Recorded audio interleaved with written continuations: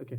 So, for the folks who have joined for the first time, basically we are taking this initiative in the name of Audit Practically. This is a group basically which we floated with the help of our folks, and the intent of this group is to basically help others, and basically from our perspective also we want to gain some insights from you people also, and to help each other basically into in enhancing our knowledge basic and practical exposure, which sometimes it happens we don't get while working with the firms wherever we are working. So yeah, to basically leverage one another's knowledge, that's the only intent or the motto of this group. Then moving on to the session for today. So the agenda for today is on India's 36 status impairment.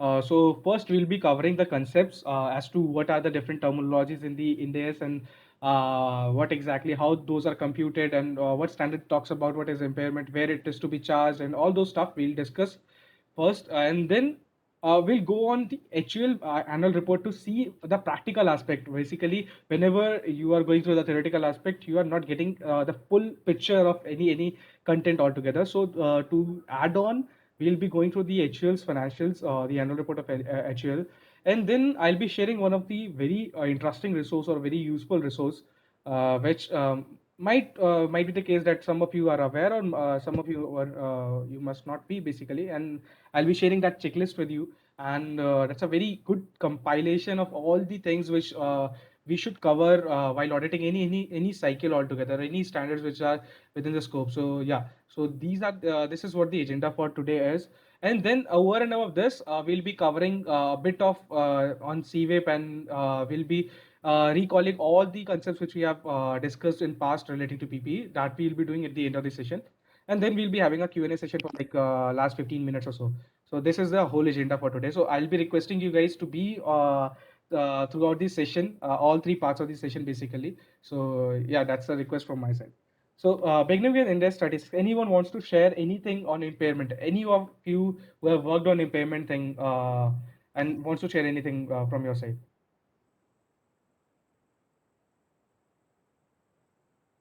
Kushi, you were working, I believe, on impairment. Anything you would like highlight over here?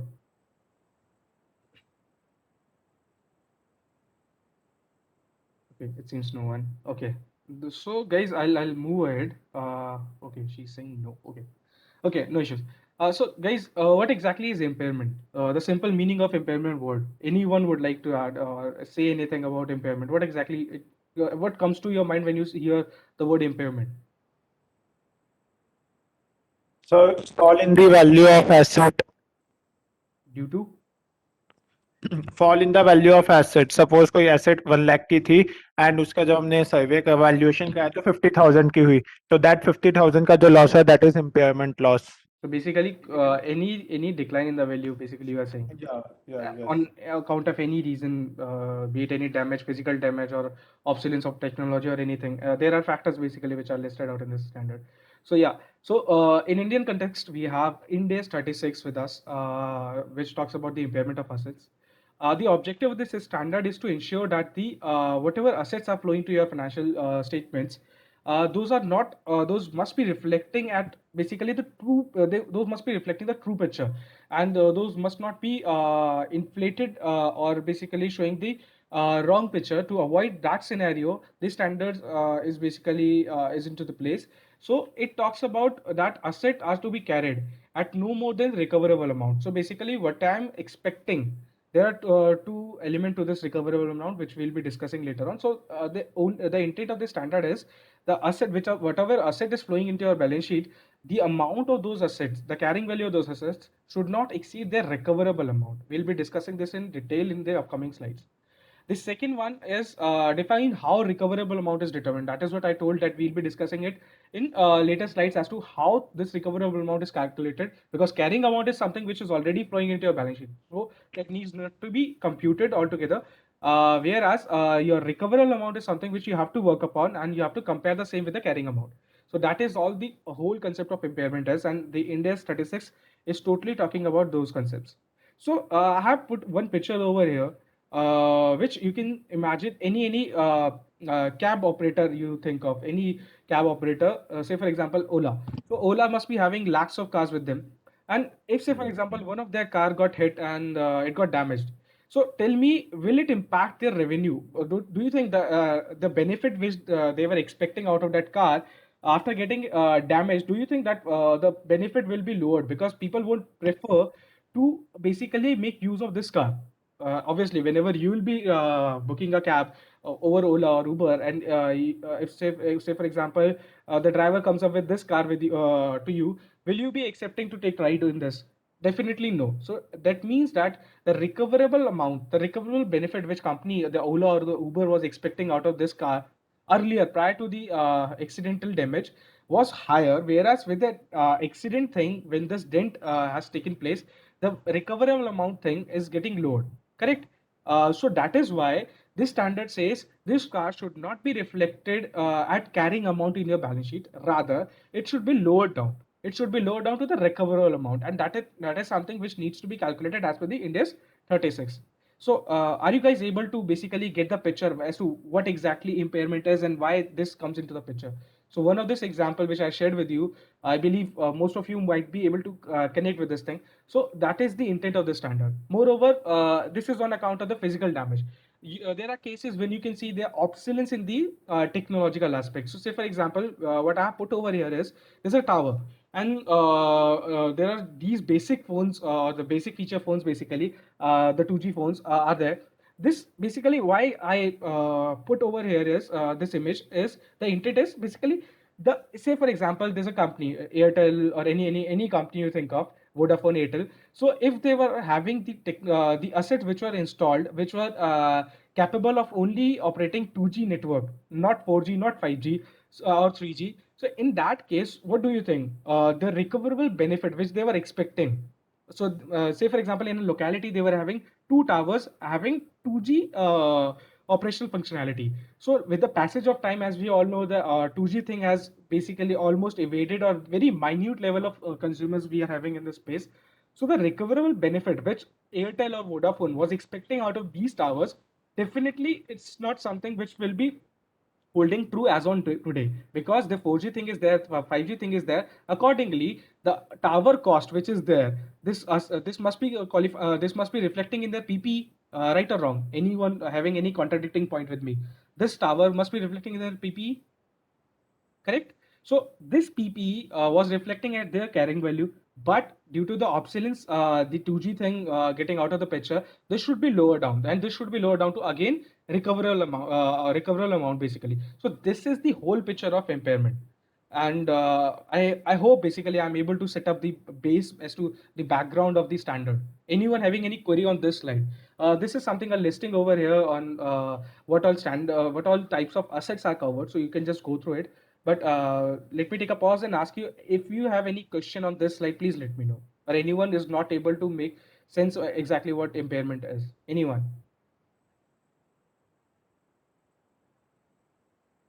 Okay, no questions. Great then. So this is the listing which you can go through, and you'll find this listing in the standards also. So that is not something which you have to learn altogether. It's a generic thing, so you'll learn over the experience over the time whenever you'll be working on impairment thing and all. Moving further, after setting this background, moving on to the next slide. Yeah. So as we discussed, an asset is required to be impaired when we have seen one example of the physical damage, the other one of the technological aspect, the obsolescence of the technology. So it says when an asset is required to be impaired. Okay, so it says whenever your carrying amount, that is the value which is floating in your balance sheet, is greater than the recoverable amount. Correct. Basically, the carrying amount which is there in your balance sheet and the recoverable amount is the benefit which you are expecting out of that asset. If the carrying amount is higher compared to the recoverable amount, then you have to impair this asset and lower it down to the recoverable amount to make these two level equivalent. So that is the intent of the impairment thing, and that is when the impairment comes into the picture.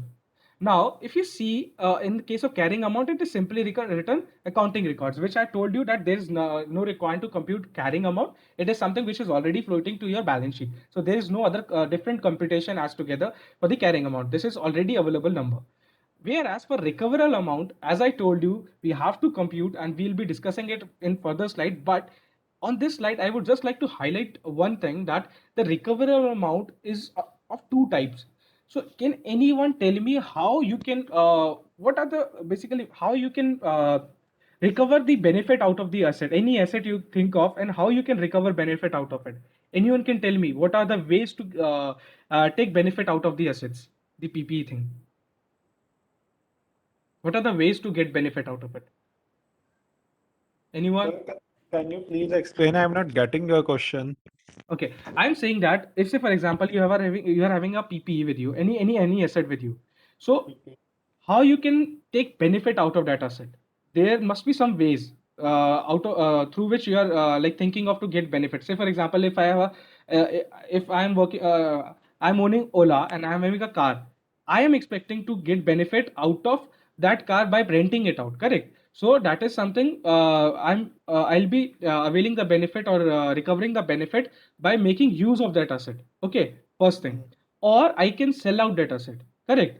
These are the two ways through which you can recover the benefit. One, to make use of it. Correct, to generate cash, or that is what Ritik said, production kar lo ya sell kar do. So either you can make use of it or you can sell it. These are the only two ways through which you can avail the benefits, right? So on the same lines, the recoverable amount is distributed in two different aspects. First is fair value less cost to sell.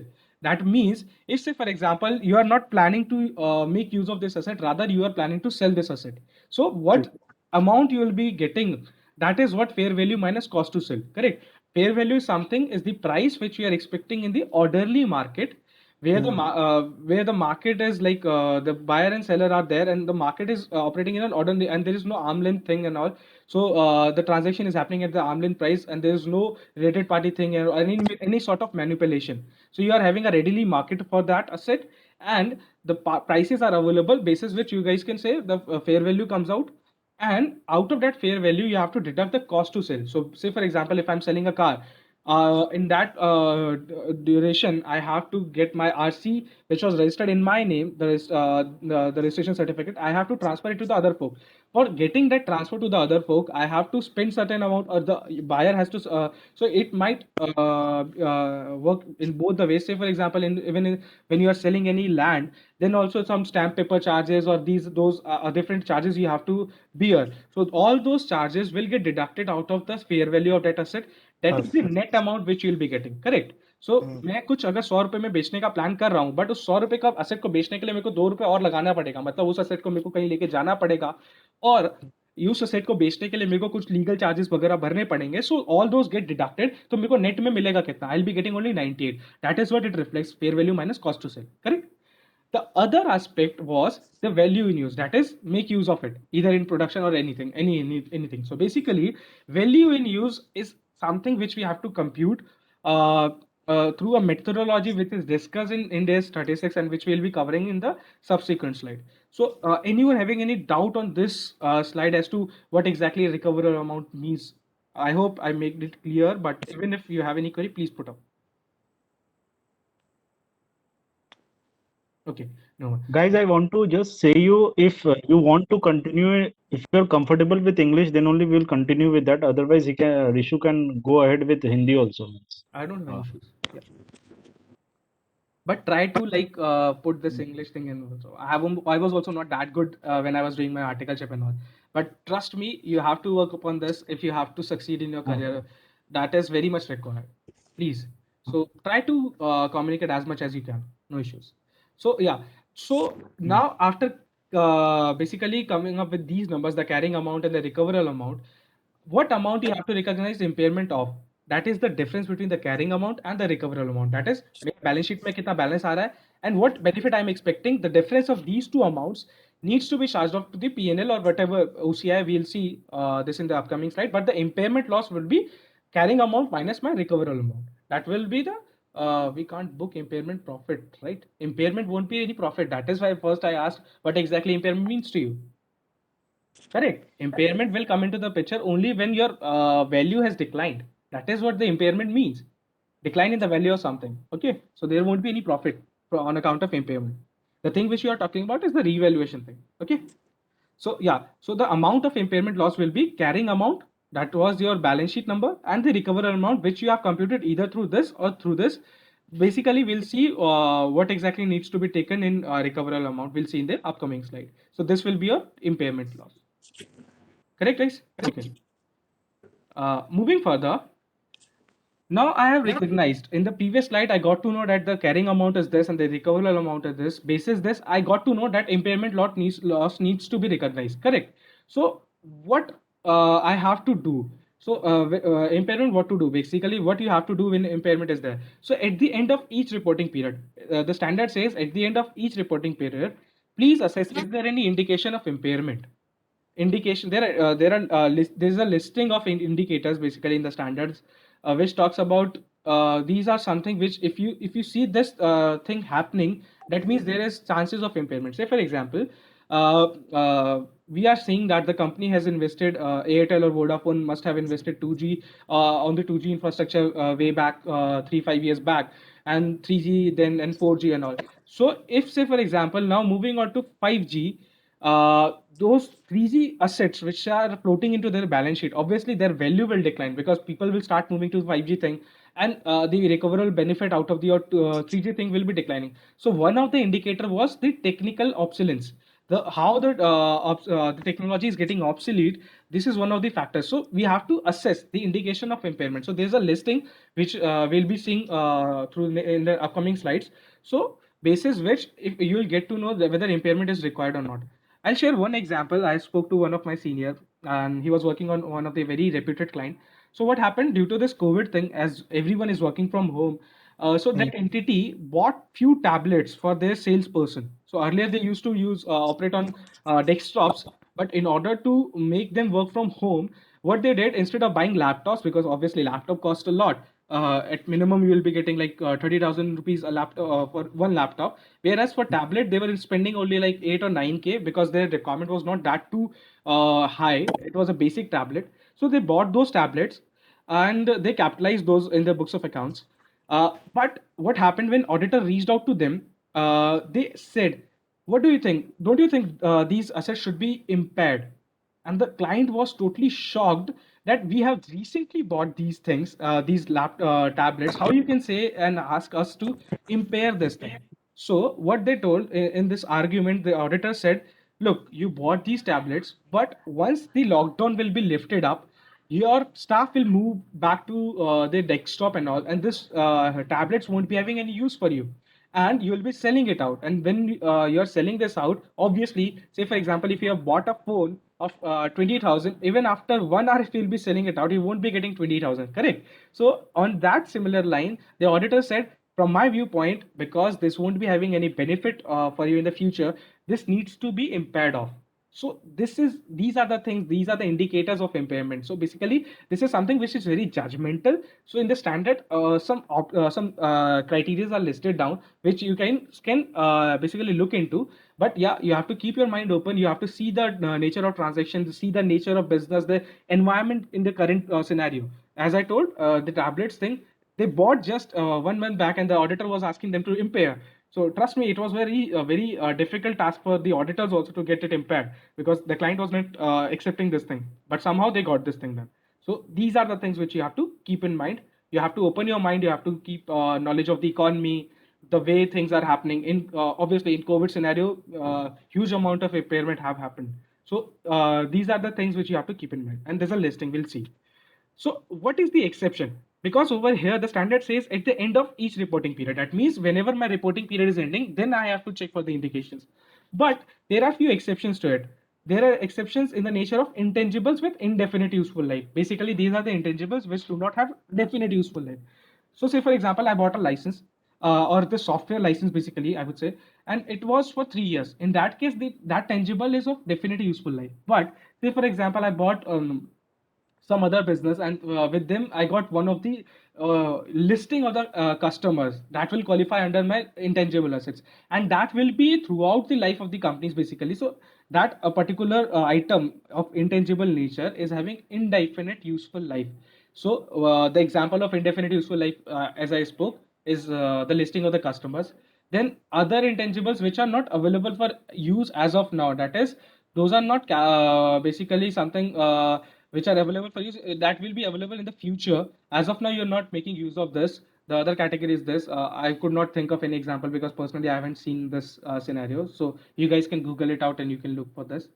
The third one is the goodwill acquired in combination. So whenever you buy any business, say for example, you must be hearing various news in which one company is acquiring the other company. So whenever you acquire another company, in that case you have to pay extra beyond their net assets or the assets which you are buying from that particular company. You have to pay extra, and that extra is paid on account of the goodwill thing. Obviously, that goodwill thing, when you pay off, you recognize that goodwill into your books of accounts. So these are the things which are very opaque in nature, because goodwill you can't assess whether this needs to be these are something which I would say are very opaque, as I told. So in this case, the standard says instead of at the end of the reporting period, at least once in on annual basis, once you have to test for these things, basically for the impairment, even though there is no indication. Say for example, the Vodafone Idea is doing good, just assume, and basically there is no impairment indication altogether. But even though the standard says, though there is no indication, still you have to check for the impairment of intangible assets with indefinite useful life, intangible not available for use, and the goodwill, because these are something very opaque in nature, and you have to test this for sure even if there is no indication. Correct? So this is what the exception is. Anyone having any query on the slide? Rishu, there are some questions in the chat box. Can you just please Will I yeah. say you? Mhm. Please. So there is like Khushi is asking whether depreciation is charged on purchased goodwill and how self-generated goodwill is recognized. Self-generated goodwill is not recognized, first thing. You can go through the standard. Then the second question was the bought goodwill is depreciated or not. Goodwill is not depreciated. That is impaired only. Okay. Because again, goodwill has no definite useful life. And if something is not having any useful life, definite useful life, you can't depreciate. How you can depreciate? Correct. So goodwill is impaired. That is why this goodwill is falling under this exception. That's why the standard says even if there is no indication of impairment, then also you have to impair that. You have to test for the impairment. Impairment kitni hogi? Again, that is the differential of carrying amount and the recoverable amount. For goodwill also they compute the things. So when you are paid in past the extra amount, definitely you'll be computing the synergy amount as of now. Say for example, when you paid them, you were expecting that you will be having 100 billions of sale or any number you can think of. But practically, instead of that 100 billion sale, only 50 billion sale is happening. So obviously, whatever you paid in extra for thinking of those synergies, and those synergies are not materializing, you'll recalculate the purchase consideration, and you'll see what is the amount of goodwill as on today. Correct. So you will be tilting out those numbers and you will be adjusting those numbers, and you will be coming up with a recoverable amount of the goodwill. That is the goodwill amount which should have been on that day when you are assessing that impairment thing, and you will compare it with the carrying amount, and the differential will be charged off to the P&L thing. Basically there's a whole lot of calculation. बाकी फिर जरूरी नहीं है कि हर साल impairment देखना है. No, बाकी में जरूरी नहीं है that you have to check for impairment every year. It is only when there are indications. As in case of COVID, there were indications. Accordingly, companies assess their position for impairment. Correct. So if there are no indications, we won't be testing for the impairment then. Okay. Any other question? Can I move ahead? Okay, seems okay. Yeah. Moving further, impairment value बताया है, valuer बताया है, what you said. Kushi, can you please elaborate your question? I'm not able to get.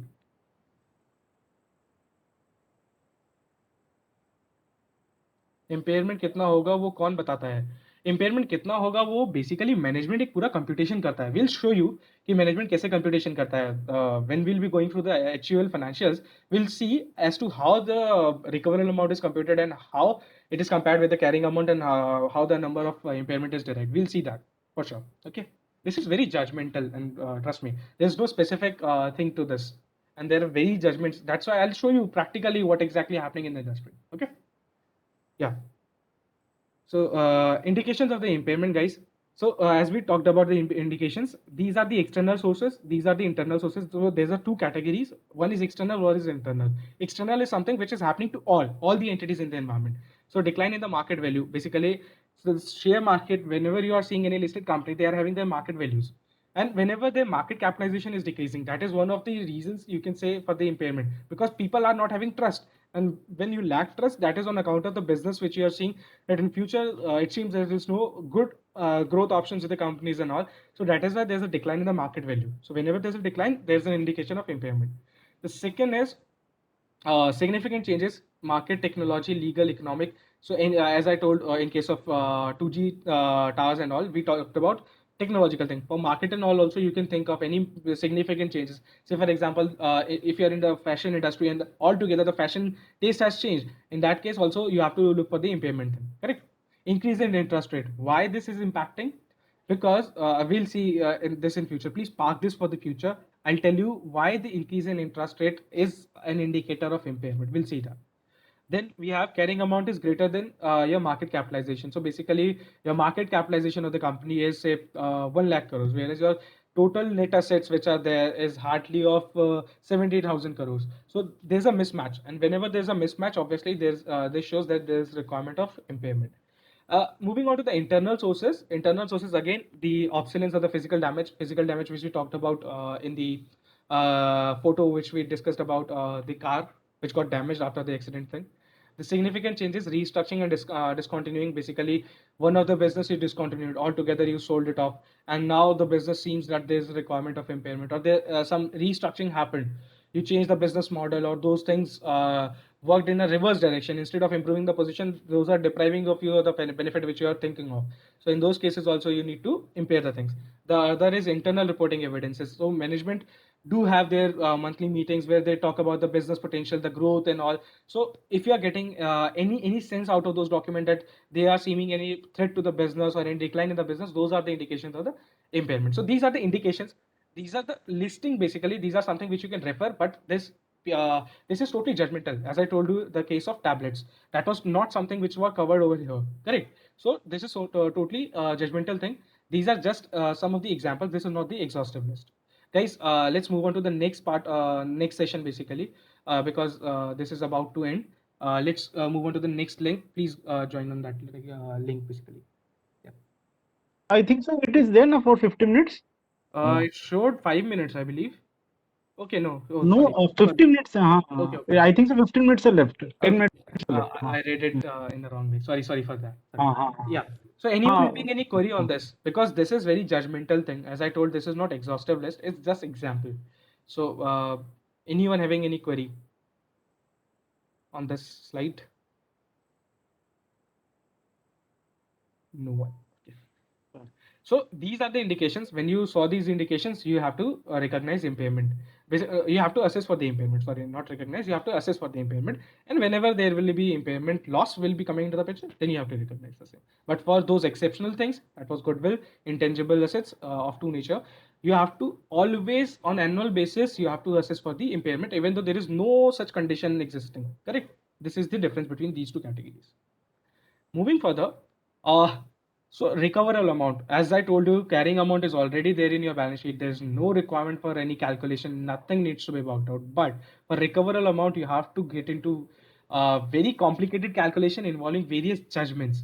So we'll show how complicated it is and how judgmental it is. Even a single point or decimal thing can change your whole amount of the recoverable amount. We'll see how those things happen. So just to tell you what exactly recoverable amount is, so standard says it is higher of two. Higher of two, what two elements are? The first is the fair value less cost to sell. That I told you कि अगर हम बेचेंगे asset को तो उससे जो पैसा आएगा वो यहाँ पे आ गया, ठीक? दूसरा वैल्यू यूनिट्स, अगर मैं उस एसेट का यूसेज करूंगा, अगर मैं उस कार को अभी भी रेंटल पे देता रहूंगा और उससे मेरे को पैसा आएगा, उस पैसे का वैल्यू मैं आज की डेट में निकालूंगा. That is the value in use, correct? So these are the two elements. So higher of these two elements is basically your recoverable amount. The first is the fair value less cost to sell. मान लीजिए मेरा fair value आया 100 rupees, cost to sell was 2. Now I'll be getting 98 in totality. Correct? 98 is there. Now value in use, जब मैंने देखा कि मैं अब उस कार को जब मैं रेंटल्स